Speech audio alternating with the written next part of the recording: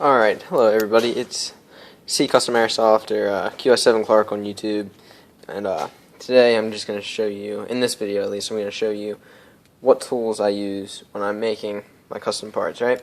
And just wanted to say I apologize about the last video being all sideways and whatnot. I think I should have it fixed this time, but anyway, I'm just going to show you a little bit of the process I would go through and what I'd be doing to some parts, and if you want this done to your gun, let me know and I can do it. It is easier for me to work mainly on plastic slides and frames. However, I can do metal. Like this one right here is metal. It's just not finished yet, but it still needs to be painted and all that stuff. But it still looks cool. Brand new metal slide. It'll look better once it's done. That's silicone all over. By the way, I'll wipe that off later. Anyway, what I did to this gun, which I can do to other people's guns, or I can do a straight one, and I can do it with the hybrid barrel, so that way this will be covering flush up to here.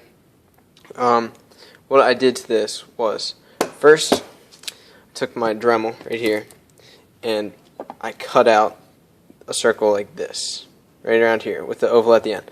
The oval at the end was hard to make, so I just made it flush in the beginning and then went and made it into an oval later, which I'll explain how I did.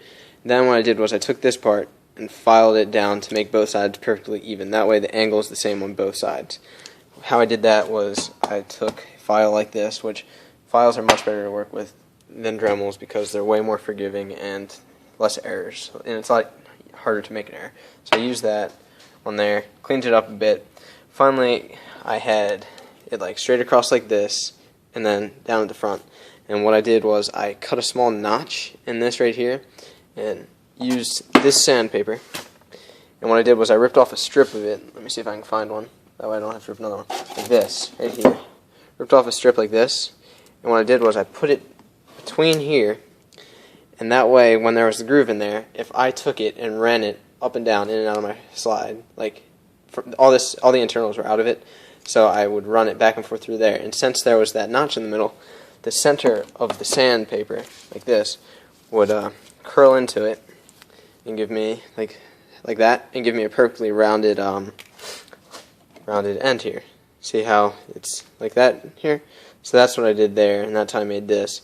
And then I attached a hybrid. I made a hybrid barrel also with a plastic barrel that I don't have in here right now because I do like that look. So for other stuff, once I do custom stuff like that, and I'm just fitting my new guns, for example, something like this. If I were to fit this into my Springfield Armory slide and Springfield Armory frame right here, this is my operator set, and it wasn't lapping perfectly or running perfectly, I'd take these mini files right here. I can run them under the slide bars right there, and make it to where it's a perfect fit. That way everything's tighter, works nicer, all that stuff. So then you can get a perfect fit, and you want it to have no wiggle room, so like you don't want to be able to wiggle the slide and the frame apart at all, because that will give you inconsistencies in power and make the blowback not as quick as it should be. So there's a fine balance, but that's what you have to do.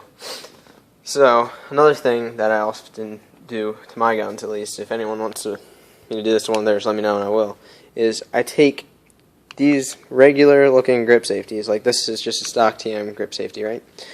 What I do is I take it off and file it down like I did on this one.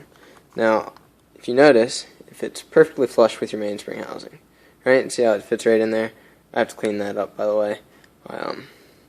It was silver, then my brother wanted to spray it black, so he did, and I'm going to take it off, make it actually black like I did with this.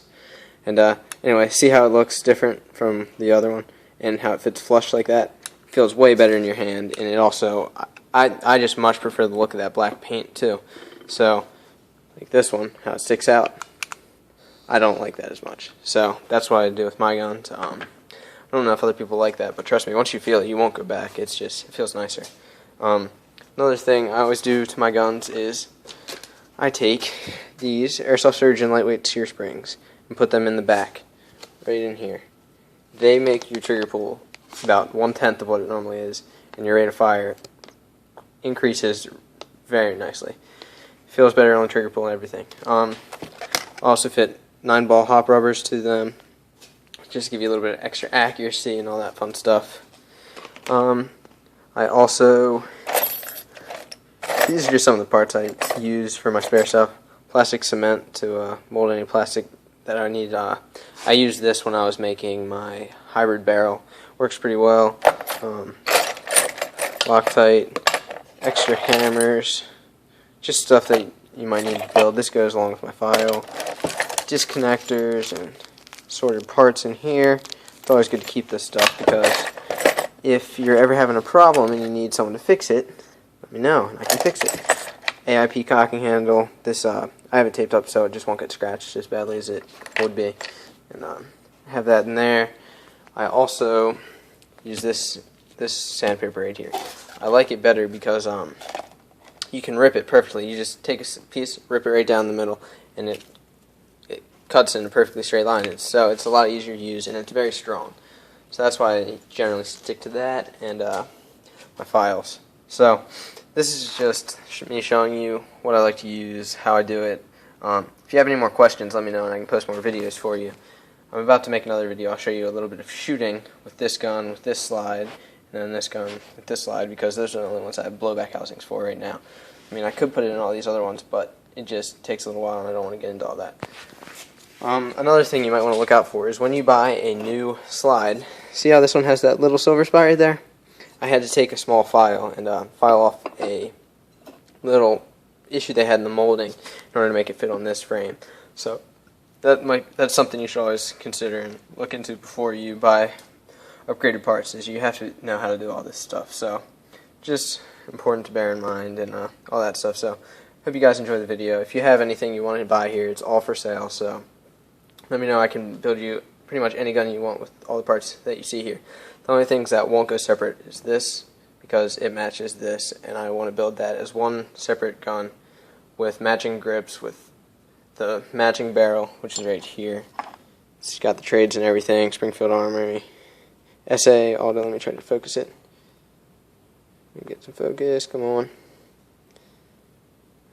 Yeah, I don't think my camera's up to the job, but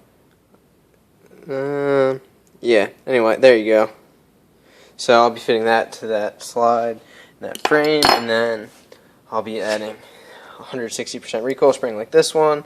I'll be adding the Airsoft Surgeon Sear spring. I'll be adding the new hammer spring, Airsoft Surgeon shock buffers, everything. This gun I want to make into the best gun that you'll ever hold. Like, it's going to be pride and joy right there. So if anyone's interested in that, let me know, because that's going to be one heck of a gun.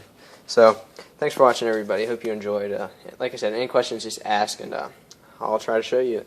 So thank you guys. Appreciate it. Thanks for watching.